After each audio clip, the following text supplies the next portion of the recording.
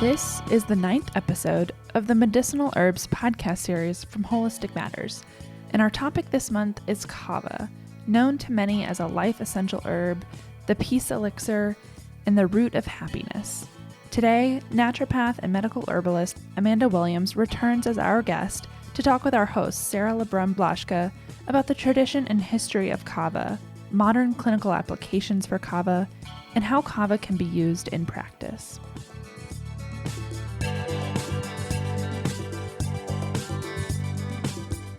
All right, I'm so excited to have Amanda Williams here today to talk about Kava. Kava is one of my favorite herbs. I take it, when I need that extra relaxation. And it's really this peaceful elixir who I know when I talk to friends and family and when I am looking for herbs to help somebody who's having some of the stressful moments, Kava is something that I lead to. So Amanda, let's get started. And I know that Kava is one of those things that you also talk a lot about. And can you just kind of give us some background and root us in the tradition of Kava and kind of how it all got started with utilizing Kava as this elixir of peace? Certainly, and thank you very much, Sarah. Look, Kava is one of those life essential herbs, I believe, and certainly all of my patients would agree with me on that. They are all crazy for Kava. Kava is actually from the pepper family. The botanical name is Piper methysticum. It grows throughout the South Pacific, and it is a plant deeply rooted in the culture and customs of the South Pacific Islands. It's really highly revered. It's known around the world as the peace elixir, as you said, or the root of happiness. And many of my patients call it the happiness herb. So it has many other botanic names applied to it for its relaxation benefits wherever you might be. And it has a real cult following. But traditionally, it has been drunk as a beverage, primarily for ceremonial purposes, or even daily as a social beverage for well over 3,000 years. And Vanuatu in the South Pacific is the ancestral home of Kava. And its people, the Lapita, domesticated the plant, and then their descendants carried stem cuttings eastward across the ocean by kayak to Fiji, Samoa, Tonga, and even all the way to Hawaii. I'd love you to imagine these people going back thousands of years ago, cultivating this plant, enjoying the beverage, and then taking it across the ocean. It has the important symbolic function of bringing two groups of people together. So when one visits a new village, you may have, for example, back in time, you may have tribal talks between two villages, or when groups of people may be having a disagreement, they would come together and they would bring Kava to the gathering. And then all the community would come together and prepare the Kava drink. Now, historically, the roots of Kava have been chewed and then spat into a hand-carved wooden bowl. Thankfully, they don't do that anymore. It's ground or powdered, so they're not chewing it. But it has this big wooden bowl. It has many different names. Sometimes it's called a tanawa, and it has 4 legs on it. And these Kava bowls are really highly prized in the culture and regarded often as a symbol of the identity of that village and its chief. So it's handed down through the generations within that village. Then the Kava is actually mixed with either water or coconut milk or coconut water, and then sort of the masticated root, and then it's all blended together. And it makes this sort of browny, opaque, not particularly beautiful looking drink. And it doesn't taste amazing either. It is a little bit bitter. Once you receive the drink, it begins with the chief, and the chief would have the Kava given to him in a coconut shell cup of kava, and then he drinks and then passes this cup around to everyone. So you share the communal cup.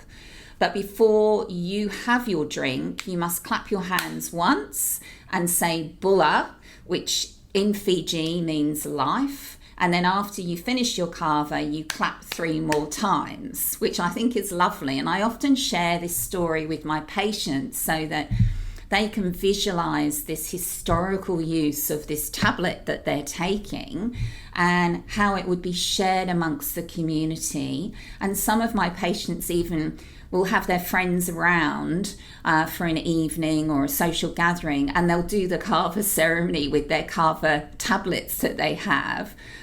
And so once this ceremonial drinking is complete, the discussions or celebrations may commence. And even today, as a social drink, people typically will gather in a kava drinking hut, which is called a nakamal, and they'll prepare the kava and then drink that, and they all relax. And it actually has this, when you have it as a drink, and obviously you're drinking it in higher quantities, it has this incredibly strong relaxation effect. You can actually feel all of your muscles relaxing, and you just feel really calm and happy.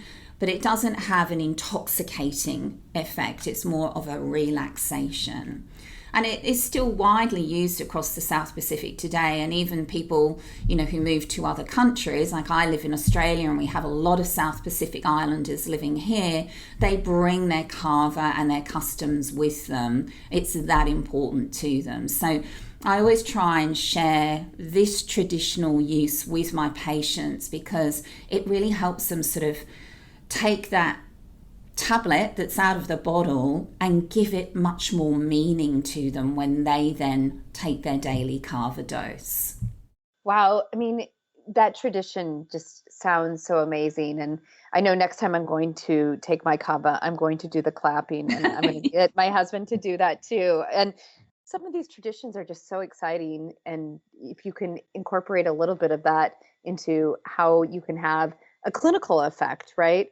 Because it grounds you and brings you back to these real traditions of these herbal medicines. So when we think about today's application and having more of a clinical effect, how would you utilize it in your clinic? Well, where isn't there a use for kava is what I would say. I think if we go back first to looking at what clinical trials have actually been done on kava, there is a lot of information that we can garner from that. So from the clinical trials, we know that it's very beneficial for anxious feelings or anxiety, even to the point where they've studied it in very severe anxiety called GAD, Generalized Anxiety Disorder, which is the most severe form of anxiety that is where you find anxiety being very debilitating just for everyday life. And they've done amazing trials with kava. Insomnia, particularly I like kava for insomnia where there is a stress aspect, maybe the person cannot switch off and go to sleep. There's also evidence to support that skeletal muscle and smooth muscle relaxation, and it is a mild analgesic. And traditionally, it was used as a support for genitourinary tract infections. I don't use it that way so much anymore, but one of my colleagues who is big in this area of the vaginal microbiome, she uses kava for any genitourinary tract infection and inflammation. So that's another application that we only have traditional evidence for, but the modern evidence very much supports kava for good relief of anxiety, and it works quickly and it is relevant. It's got better effects than some of the other medications and definitely better than placebo. You're talking about this GAD and anxiety, and is there specific studies that have been done in that area? What can you tell us a little bit more about how that's been clinically studied, if we dive a little bit deeper into that? Yeah. Because that seems like the most, if we're thinking high level use of kava. Yes. Well, we do have good studies on kava, and obviously later on we can talk more about what type of kava extract and so forth and safety. But if we go back to 2003, there was a Cochrane review which reviewed 7 randomized clinical controlled trials, and there was about 380 people within that group of trials that they reviewed. And based on the HAMA scale, the Hamilton Anxiety Rating Scale, which is a clinically validated tool for assessing mood and anxiety, showed that kava extract appears to be an effective symptomatic treatment, was how they phrased it in the papers, for mood support, especially anxiety. And then about 2004, there were some studies done in Germany for sleep, and it was a multi-center RCT, and they showed it improved quality of sleep and recuperative effect after sleep. So that feeling when you wake up in the morning and you think, oh, I had a great night's sleep last night. So that's that recuperative effect. And what we know about sleep is that it's so important, and I did a webinar last year on this, and I've just done a new one which will be coming out soon on sleep health. The key thing about sleep for everyone listening to this is you must look at sleep in every single one of your patients if you want to affect any other health aspect that you're trying to treat. And so kava has been shown to be valid in trials in Germany to be supportive for sleep quality and recuperative effect after sleep. So that's very important. Then about 2009, there were kava mood spectrum studies, which is the initials for those studies, if anyone wants to look for them, is KADSS, the CAD studies. And these were studies that were done, and what they did was, obviously when you're looking at mood studies, you've got to be really careful about a person having, if they're susceptible to the placebo working. So i.e. they're an anxious person, they enter into a clinical trial and they get a placebo, which obviously they don't know is a placebo, and they start feeling better just at the thought that they've got this medication. So with this CAD study, what they did was a 1-week placebo run-in, and any of the participants that had a significant response to the placebo, they were denied entry to the study thereafter. So it was a crossover 3-week study using 250 milligrams of kava lactones per day, and they would do 1 week kava and then cross over to the placebo and so forth. Based on the HAMA scale, again, they showed a significant enhancement in anxiety in both the groups, so they were crossing over back and forth with the placebo and the kava. They had no effect from the placebo on reducing anxiety. And in fact, when the groups crossed over from the kava to the placebo or vice versa, the anxious feelings got much worse on the placebo. So this was the very first study in the world on a water extracted kava, showing the efficacy of that. Prior to that, most of the studies were done on like methanol and ethanol extracted kava. That was continued in 2013, so about 4 years later. They did a longer study, an 8-week study, whereas the first one was 3 weeks. And they looked at 2 different doses. They did 120 milligrams or 240 milligrams. And once again, and that was a randomized control, double-blind placebo trial. So, gold standard. And they saw that based on the HAMA scale, there was significant improvement for the kava group. And in fact, 26% of that group, they had no GAD, so they were remitted. So 26% of the people who entered the trial no longer had GAD. And then further to that, there was another study in 2015, still with a water-based extract again, called the Kava Generalized Anxiety Disorder Study. shortened as KGAD, which then further supported these benefits of Kava. They showed that it primarily modulated GABA receptors. In that paper, actually, there is some good information on how it works via, blockade of the voltage-gated sodium ion channels and so forth. We won't go into all of that on a podcast, but download that paper. It is a really good one. So it's the KGAD study.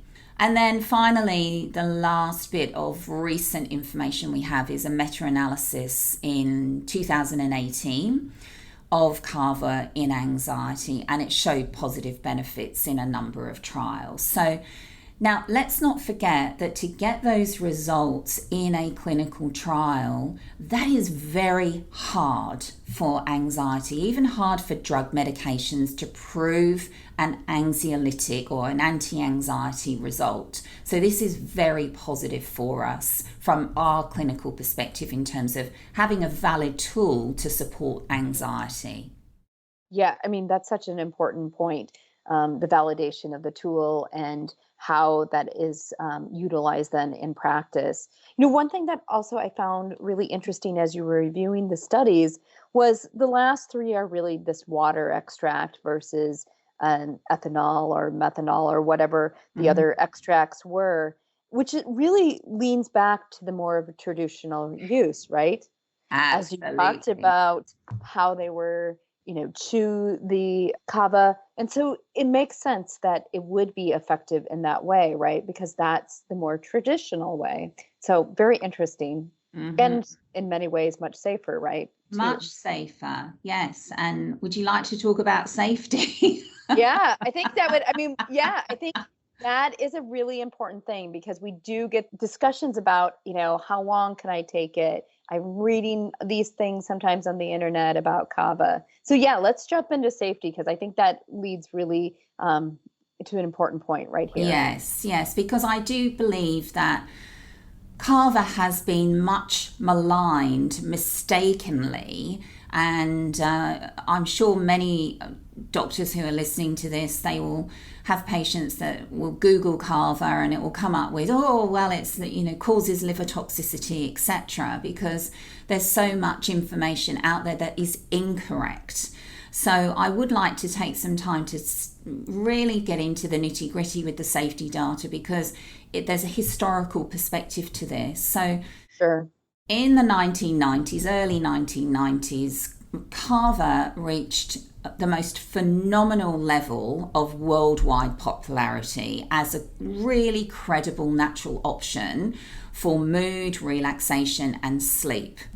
And it was sold throughout the world, and huge amounts sold, particularly in Europe. And it was typically sold as a standardized extract with about 140 milligrams of carvalactones per tablet, and was extracted using various solvents, including ethanol and methanol primarily. And then if we fast forward to the 2000s, so we had this huge period of about 8 to 10 years of just crazy amounts of Kava being sold. Kava was then banned in the early 2000s in a number of countries, particularly in Europe and unfortunately here in Australia. It was never banned in the US, but it was banned with this small number of liver damage cases that were allegedly due to Kava. Okay. In the US, it wasn't banned, but insurance premiums went sky high, and it negatively obviously affected the Kava market then because it saw prices rising and saw products disappear just due to the heavy premiums. Then at that time, the German government was really the first to lead this, banning of Kava. And they attributed 60 adverse reactions to Kava. But let's be realistic. That's a very small rate considering the annual use of Kava products in Germany at that time was about 70 million cases million daily doses, sorry. So 70 million daily doses were used of Kava, and there was attributed 60 adverse reactions, 60. So that's very, very small, and it was attributed to Kava mistakenly in hindsight. So then the data has been reviewed very extensively, and the conclusion on that data was that the benefit risk assessment did not justify the withdrawal of Kava, and that the hepatotoxicity cases were that were definitively attributed to Kava, which was a very small number, were most likely due to this immunological mediated idiosyncratic drug reaction, so an IDR, rather than a direct toxic effect of Kava itself. Okay, so it wasn't the Kava, it was how the person's body reacted to the Kava. And there's several other additional theories to this, because it then comes back to the type of product that was being used. So in this comprehensive review that was done, they also said that it was potentially the type of cultivar. So if we think about cultivar, it's almost like a chemotype. It's the plant chemical profile that's specific to that type of plant. And what we know is that historically, if we think of the beautiful South Pacific Islands, mainly the chiefs would have the noble cultivar, not the general cultivar. And in fact, in those early days, it was only the noble cultivar. It was only the Kava that gave them the good feeling, where there was no feeling of unwell or headache or, just that yucky feeling afterwards. If they had that, they would never cultivate that plant. It would never be reused. It was only the noble cultivar. Unfortunately, due to commercial propagation and so forth, there are many other cultivars these days. So noble cultivar is number one. And also the plant part used in Europe. So it's very important for us to understand that with any plant we use, it's important. We need to know the type of plant part. With Kava, it's a 5 foot plus plant. It's like this really shrubby, nothing looking bush, to be honest with you. And it has to be all dug up. So it takes 5 years to grow, and it has to be dug up. And then these like really straggly rootstock underneath the ground. And then what they do is that they peel those roots traditionally, and then use what's called the peeled root, not the peelings. And so the peelings are discarded. But what we know is that in commercial trade, those peelings were being used, so that they can carry molds and aflatoxins. So that also was attributed to be part of the problem. The other problem that we saw is that ethanol and other solvents were used. There was even acetone being used as a solvent in German and Swiss extracts of Kava. So we know acetone as being something we take our nail polish off with. So that was being used to extract the Kava. None of these extracts that were implicated were water extracts. And so therefore then you've got a different profile of solvents that may be left over in the extract itself. The other theory that was put forward is that about 5 to 10% of Caucasians have a CYP2D6, so CYP2D6 deficiency. So we're lacking that particular enzyme, but it's only about 5 or at the most 10% of Caucasians. But the Polynesians do have this. So what they then did was they then took that further, because they saw, maybe it's a liver, processing issue. So then they looked at a Fijian study of Kava consumers using traditional water extract preparations.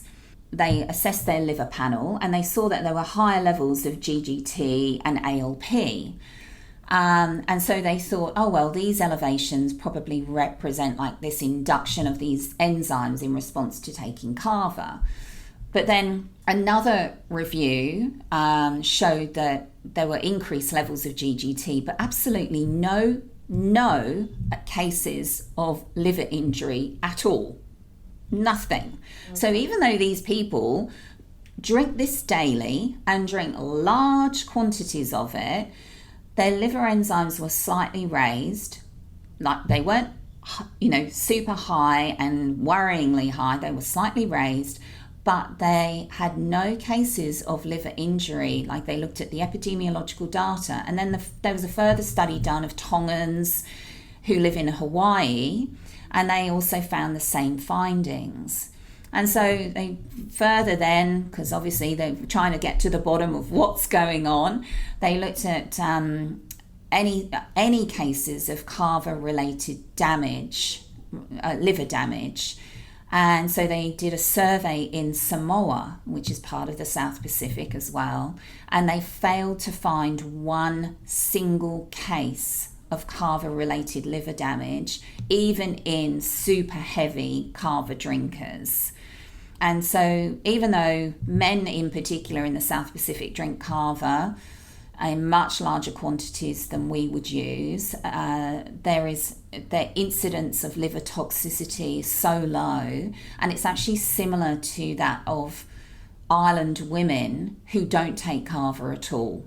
So it's sort of like the Pacific Islanders, if you was to say to them that Kava would be banned in certain countries, it would be the equivalent to them of banning tea or coffee. Right. Because let's face it, green tea has also been shown to have idiosyncratic hepatotoxic reactions, so the same thing. Right. If somebody does have a liver concern, would you caution them from utilizing Kava? So I don't caution them. I do bloods on everyone. So, I always make sure at intake with any new patient, I get up-to-date pathology. I believe that's just part of our primary care process in taking a comprehensive case. Even in people I've seen with slightly raised liver enzymes, I'll be honest with you, I've still used Kava. But the key thing about Kava is that it must be the right product. And I think the German government, when they reintroduced Kava, and this was the sort of benchmark that was then put forward for the rest of Europe as well. They had this what's called a 6-point plan for reintroduction into Europe, and it had to be a noble cultivar with at least 5 years of age, so it must have grown for at least 5 years at the time of harvesting it, must only be the peeled and dried rhizomes and roots, not the peelings or other parts of the plant, must be an aqueous extract, so water extract, and there's a dosage limit of 250 milligrams a day of carbolactones. They also added into that 6-point plan that there must be rigorous future research implemented on Kava and, to continuously assess it, and also pan-Pacific quality control system regulating growers throughout the South Pacific and raw material suppliers. So that was put into place and we have not had an issue. Even our Therapeutic Goods Administration in Australia, which is incredibly strict, it's similar to your FDA, but in Australia, dietary supplements, as they're called in the US, are considered medicines here, and they must be registered listed with our government. And the Therapeutic Goods Administration, even on their website as of now, I just looked this up again this morning to double check, they said hepatotoxicity was not an established health issue of Kava. Over the centuries of traditional Kava use, and it appears to be the primary cause of toxicity is most likely attributable to poor quality of the raw material caused by bacterial and or mold hepatotoxins. And other issues may be the forms, the cultivar, the plant parts, and potential adulteration. So that's actually on our government regulatory website. And I think that tells us that it's not kava that's the issue per se, it's the product quality that you would be using. So that's what I'm more careful about, Sarah, is choosing the right quality product that I can have trust in. I do keep an eye on our TGA, Therapeutic Goods Administration website for adverse reactions or adverse issues with kava, but there aren't any, honestly. I keep up to date with that. And so you just checked this morning. I love it. Yes, got to be on the ball, right? Right, yes. Right. And I often get asked this question by my patients, so I've got to be able to answer it. So I think it's very important that we understand the quality of the product and we're relying on a product that is the right cultivar, which is the noble cultivar. It is the right plant part, and also from a quality perspective, which is beyond the regulatory requirement, it's about the profile of the kava lactones that is in the product. And so, a younger plant than, not at the 5-year maturity, it just won't have the right profile of kava lactones. But beyond that, I want to use a product where I know those kava lactones are actually being measured every time in the raw material, in the finished product, and I want to know that there's a continuous monitoring and auditing of all of these aspects. Then I can feel confident with using the product. Yeah, I mean, quality is so key in every herb, but specifically kava, to avoid that adulteration, as you talked about. And, I think our listeners, that 6-point discussion is key, right?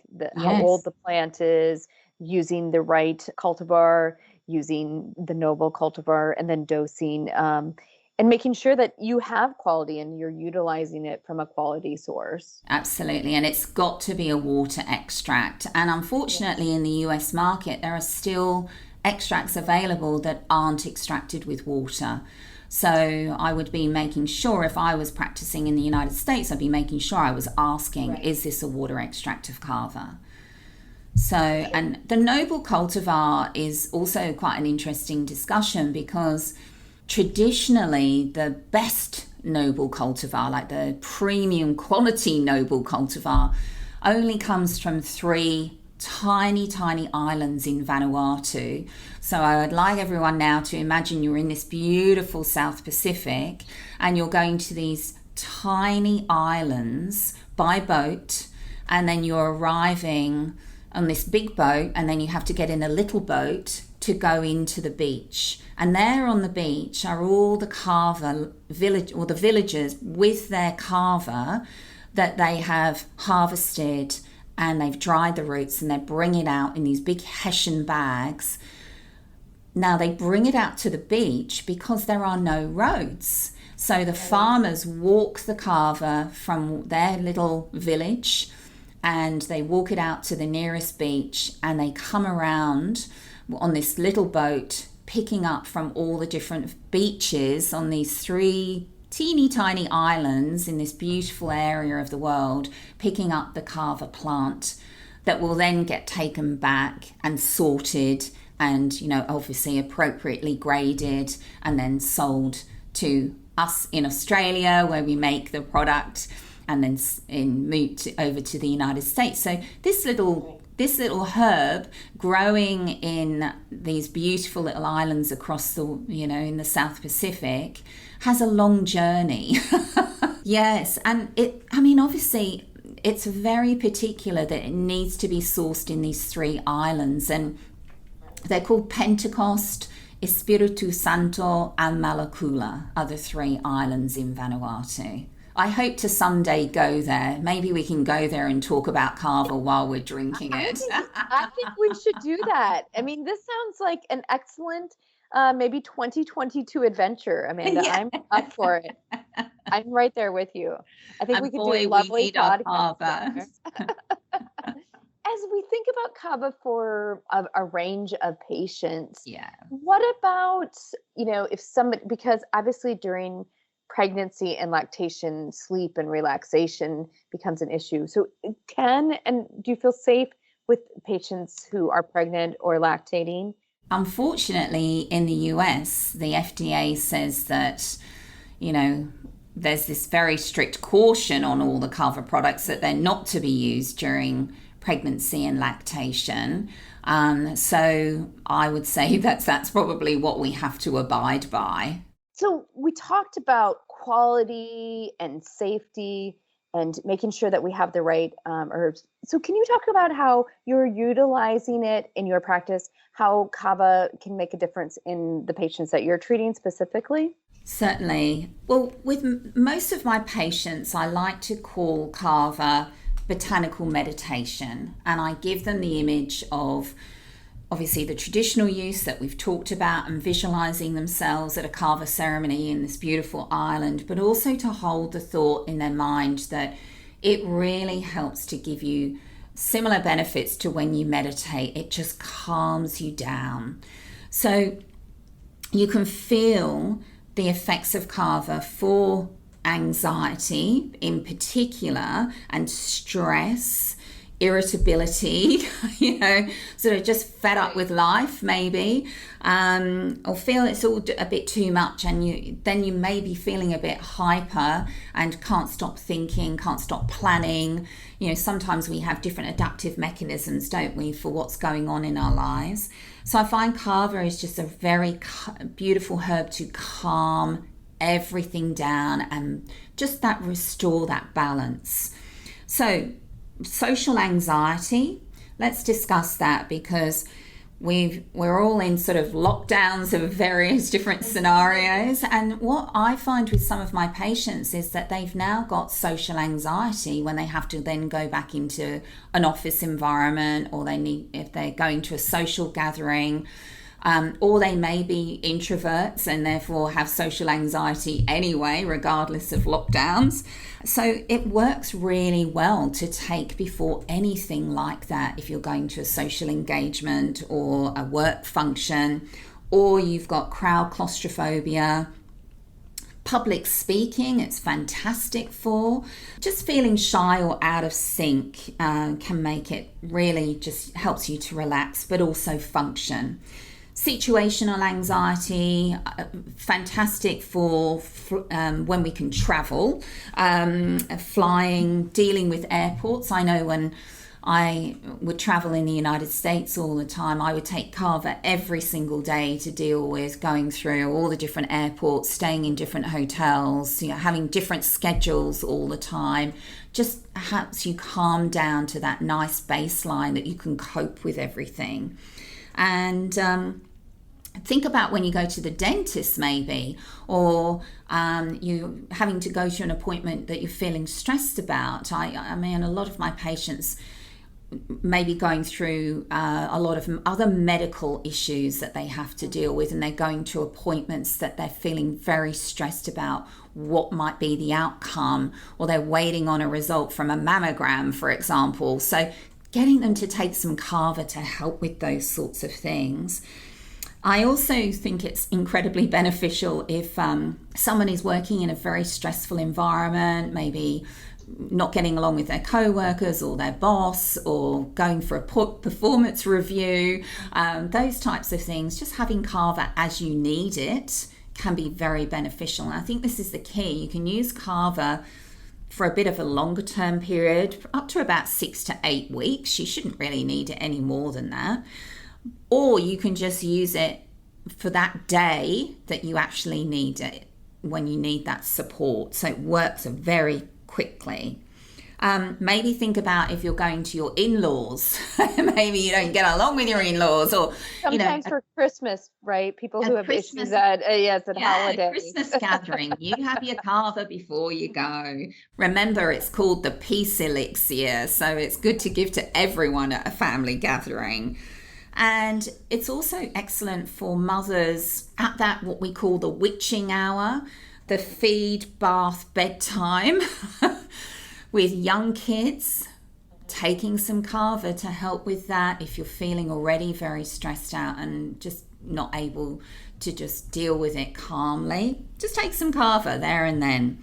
My patients who have young kids, they think it is the magical solution for the witching hour. It can also be used for sleep onset, as I discussed earlier. So that's sleep onset maintenance or sleep maintenance issues. So if you can't get to sleep easily and quickly, if you're thinking too much or you have anxiety, or if you wake up during the night feeling anxious, you can actually take it at bedtime and during the night if you wake up. So you don't just have to take it, during the day or at nighttime. Like when you go to bed, you can take it during the night if you wake up. You won't feel groggy the next morning.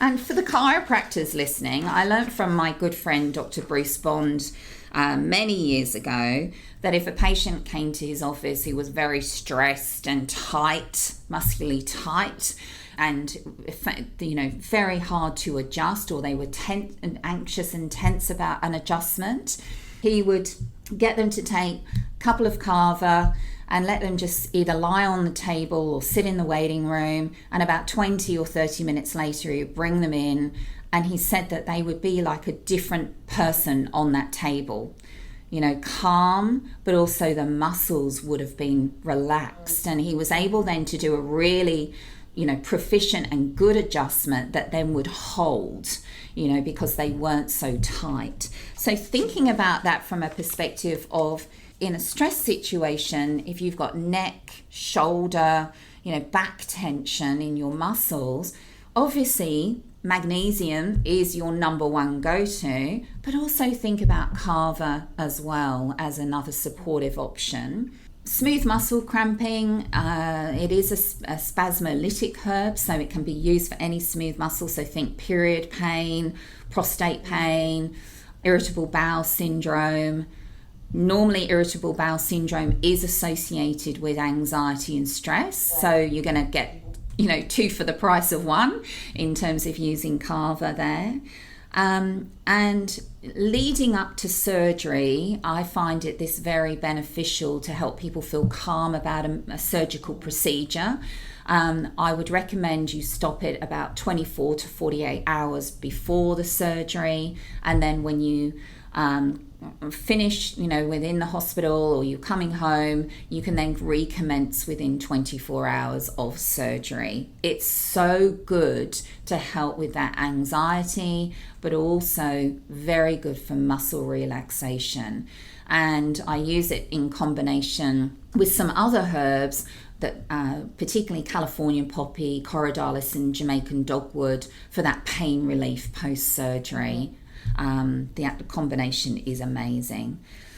The other thing I've found Kava be amazing for is as a mild analgesic, and I found this one time when I was traveling and I had a toothache, and I just popped a Kava tablet in my mouth and just tried to hold it in the area where I had the toothache, and it immediately numbed the area. So since that was 20 years ago, I now use it in that way as well to help with that local pain relief. And you can crush up a tablet and mix it with a little bit of coconut oil and rub that on the gums, for example, to numb that area. So I will always take Kava before I go to the dentist, and I also rub a bit of Kava on my gums as well.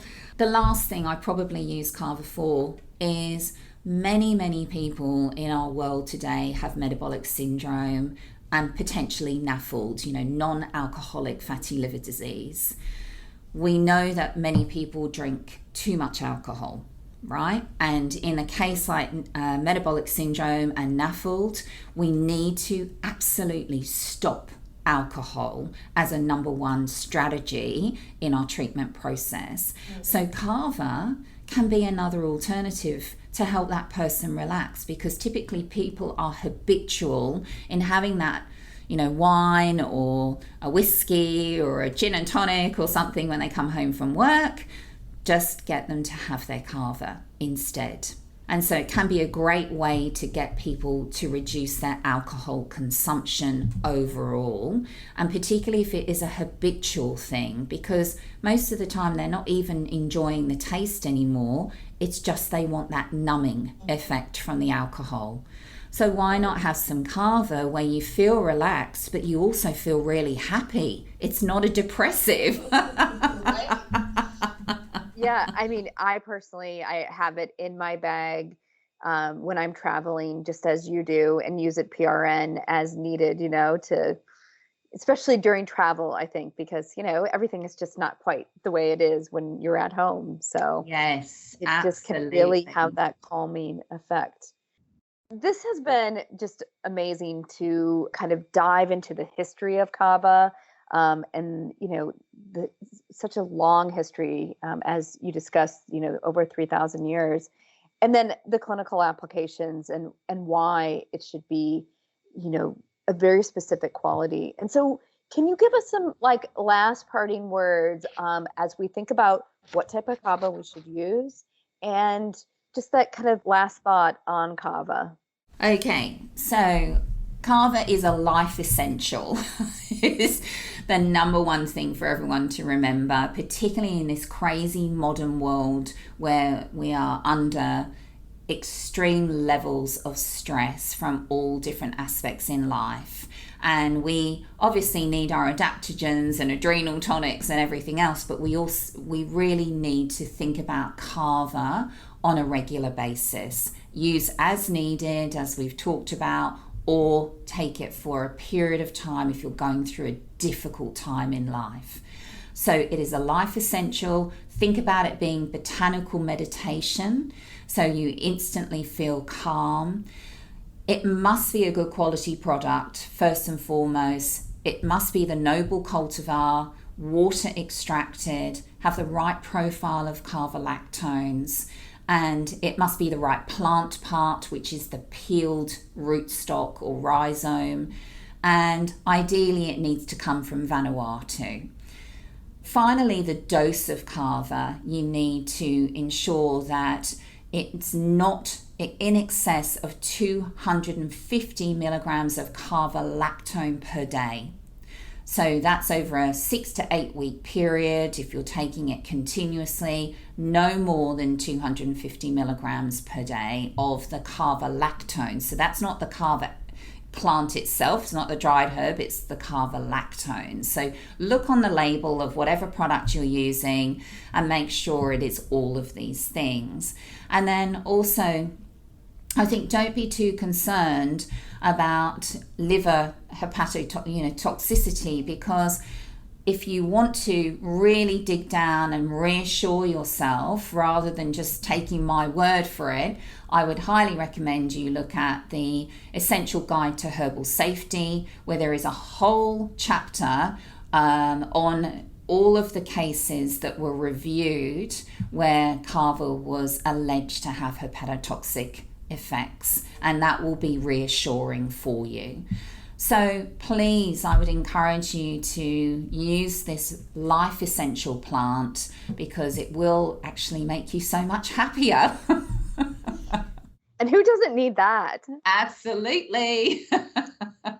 Well, I didn't need Kava to have this amazing discussion, but I know when I take my Kava next, which I probably will sometime this week, just to have that relaxation, that I will do the ritual, and I'll remember to clap once before I take it and 3 times after, because that was just, I think, a way to be grounded in the history of Kava. That's right. Thank you so much, Amanda, for this amazing discussion.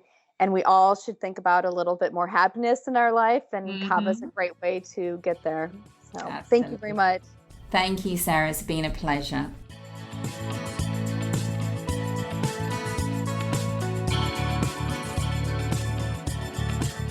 Thank you, Sara and Amanda, for a great episode discussing a remarkable herb. For more episodes and other education on medicinal herbs and other important topics in clinical nutrition, visit WholisticMatters.com. That's holistic with a W.